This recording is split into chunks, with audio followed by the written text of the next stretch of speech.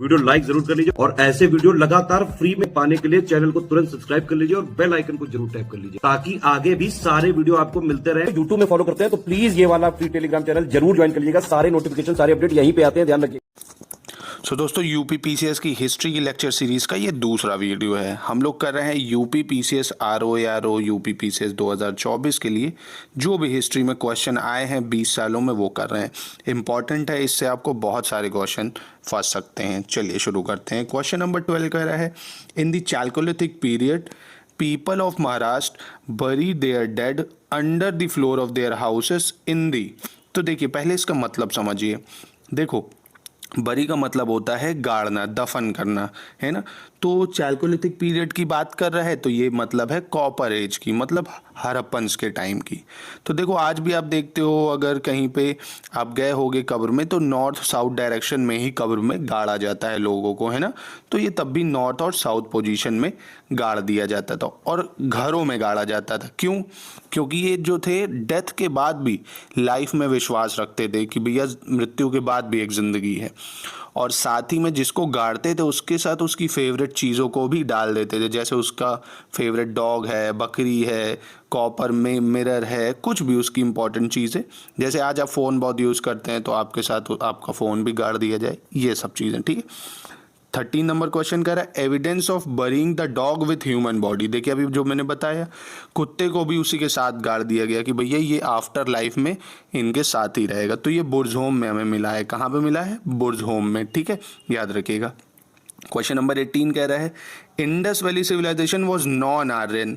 तो नॉन आर्यन है क्योंकि भैया इंडस वैली सिविलाइजेशन जो है वो अर्बन सिविलाइजेशन है और जो आर्यन सिविलाइजेशन थी वो रूरल सिविलाइजेशन थी, है ना। कि एकदम से देखो एडवांस स्टेज से डाउनफॉल आ गया कि कितना एडवांस ड्रेनेज सिस्टम था और बाद में ओम फट स्वाहा ये सब चीज़ें आ गई आर्यंस में, ठीक है, वैदिक एरा में। क्वेश्चन नंबर 19 कह रहा है, इंपॉर्टेंट रीजन क्या है कि कीप IVC मतलब Indus valley civilisation before Aryan civilisation. तो पोट्रीज इसका बहुत अच्छा एग्जाम्पल है। क्यों? क्योंकि जो आर्यंस थे वो यूज़ करते थे पेंटेड ग्रेवेयर पोट्री। कौन सी? Painted grey ware. और हड़प्पन यूज़ करते थे red and black ware pottery. Important है, याद रखिएगा, रेड एंड ब्लैक वेयर और पेंटेड ग्रेवेयर। हड़प्पन यूज़ करते थे रेड एंड ब्लैक वेयर और आपका आर्यन यूज़ करते थे पेंटेड ग्रेवेयर। चलिए क्वेश्चन नंबर 14 कह रहा है, evidence of pit dwelling has been obtain. तो पहले तो समझिए पिट ड्वेलिंग। तो देखिए आज आपने बेसमेंट देखा है अंडरग्राउंड, वैसे ही पिट ड्वेलिंग होती थी। जो बहुत ठंडी जगह होती थी ना तो वहाँ पे लोग क्या करते थे, गड्ढा खोद के रहते, जैसे एस्कीमोस जम्मू कश्मीर में। तो ऐसे ही ठंडी जगहों पे पिट ड्वेलिंग होती है। ये बुर्ज़होम में है जम्मू कश्मीर। बुर्ज़होम कहाँ है? जम्मू कश्मीर। वहाँ से हमें पिट ड्वेलिंग के साक्ष्य मिले। क्वेश्चन नंबर 15 कह रहा है, from which rock shelters of Vindhyas maximum number of human skeleton. तो देखिए सबसे ज़्यादा नंबर ऑफ ह्यूमन स्केल्टन मिले हमें लिखैया से। ये है MP में ही है, 27 ह्यूमन स्केल्टन मिले थे यहाँ पे। लिखैया नाम याद रखिएगा, आया है कई बार, ठीक है। आए ये कई बार क्वेश्चन है, ये हम लोग एक बार लिख रखें इसको, बहुत जो रिपीटेड क्वेश्चन है ये वही है, ठीक है। चलिए 20 number, the Indus valley culture was different from वैदिक कल्चर। अगेन देखिए क्यों डिफरेंट है, क्योंकि it had the amenities of developed city life. भाई हाँ, अर्बन कल्चर था। It has pictographic script. हाँ देखा आपने, क्यूनिफॉर्म स्क्रिप्ट है ना, अभी तक पढ़ी नहीं गई है। It had a lack of knowledge of iron. तो देखिए हड़प्पन्स आयरन नहीं यूज़ करते थे, वो कॉपर यूज़ करते थे। आयरन यूज़ करते थे आर्यन, ठीक है। तो इसके चारों ही ऑप्शन सही हैं। चलिए क्वेश्चन नंबर 21 कह रहा है, source of knowledge about Harappan culture. फिर वही क्वेश्चन, रॉक एडिक्ट क्या मिले हड़प्पन कल्चर से? नहीं मिले। तो अगर A ऑप्शन गलत है तो D तो ऑटोमेटिक गलत हो जाएगा क्योंकि इसका ऑप्शन C सही है। हमें हड़प्पन्स का पता चला आर्कियोलॉजिकल एक्सकवेशन से। जब पंजाब और पाकिस्तान में रेलवे लाइन बिछाई जा रही थी तभी इसका पता चला था, ठीक है। आधी खराब हो गई थी क्योंकि लेबर मिस्त्रियों को क्या पता भाई कि ये हिस्टोरिकल इम्पोर्टेंस है। तो ठीक है, सोर्स ऑफ नॉलेज जो है हड़प्पन कल्चर का वो क्या है? आर्कियोलॉजिकल एक्सकवेशन, ठीक है। चलिए क्वेश्चन नंबर नेक्स्ट देख। सो क्वेश्चन 16 कह रहा है human society is unique because, देखिए ह्यूमन सोसाइटी यूनिक है क्योंकि वो भैया इकोनॉमी पे डिपेंड करती है। किस पे डिपेंड करती है? इकोनॉमी पे। कल्चर, रिलीजन, साइंस, आपके मन में आ रहा होगा भाई ये भी तो है, पर जब इकोनॉमी होगी तभी तो कल्चर आएगा ना उसको चलाने के लिए, तभी तो साइंटिफिक टेम्पर आएगा, तो इकोनॉमी। ठीक है, अब मैंने लास्ट क्लास में आपको बताया था Indus civilisation is proto history. क्यों प्रोटो हिस्ट्री है? उसी को अर्ली हिस्ट्री भी बोलते हैं क्योंकि उसके साक्ष्य को अभी तक पढ़ा नहीं जा सका है। ठीक है, तो 17 का ऑप्शन बी हो जाएगा। फिर पूछा 22 में which of the following throw light on Harappan culture. तो हड़प्पन के कल्चर पे कौन एक फोकस डालता है? तो इसका है आर्कियोलॉजिकल एक्सकवेशन, अभी करा हम लोगों ने। The beginning of idol worship, तो देखिए आइडल वर्शिप की शुरुआत हुई थी प्री आर्यन, मतलब हड़प्पन में ही। अब हड़प्पन पशुपति सील की पूजा करते थे, मदर गॉडेस फिगर की पूजा करते थे, है ना। तो आइडल वर्शिप शुरू हुआ कहाँ से? प्री आर्यन, मतलब हड़प्पन कल्चर से, इसको याद रखिएगा। चलिए क्वेश्चन नंबर 24 कह रहा है मैचिंग करनी है कि हड़प्पा, लोथल, कालीबंगन कहाँ से क्या मिला। तो देखिए हड़प्पा से मिला है सिमेट्री R37, मतलब सिमेट्री का मतलब होता है जहाँ आपने कब्र देखी ना, क्रिश्चियनों की होती है या मुस्लिमों की, उसी को सिमेट्री बोलते हैं। ठीक है, ग्रेव यार्ड। लोथल भैया बहुत पुराना डॉक यार्ड था, यहीं से ट्रेड होता था दूसरे देशों से। ठीक है, तो लोथल डॉक यार्ड है। डांसिंग गर्ल स्टैचू बहुत बार आता है, ये हमें मिला है मोहनजोदारो से। कहाँ मिला है? मोहनजोदारो। और फर्रो लैंड हमें मिली है कालीबंगन से। कहाँ से मिली है? कालीबंगन से। ठीक है, तो याद रखिएगा इसका ऑप्शन ए हो जाएगा।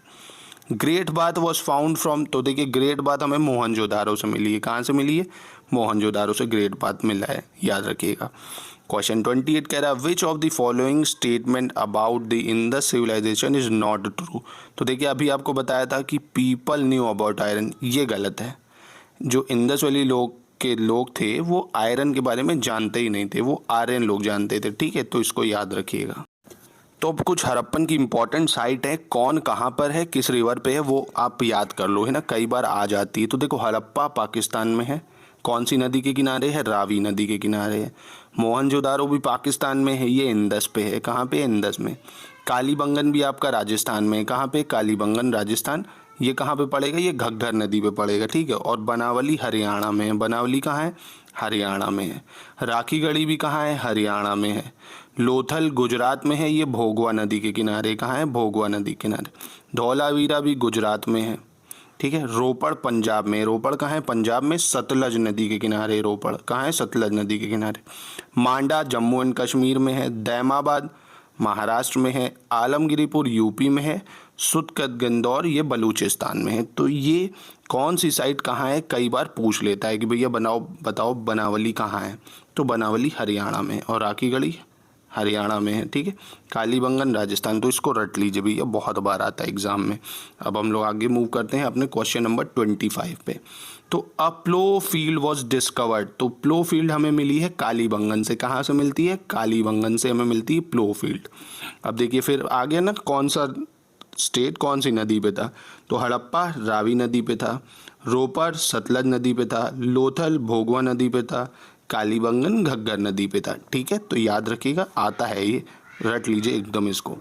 नेक्स्ट क्वेश्चन कह रहा है कि भैया कौन सा करेक्ट मैच नहीं कर रहा है। Question number 29। तो आलमगिरीपुर यूपी में है, बिल्कुल। लोथल गुजरात में है, बिल्कुल।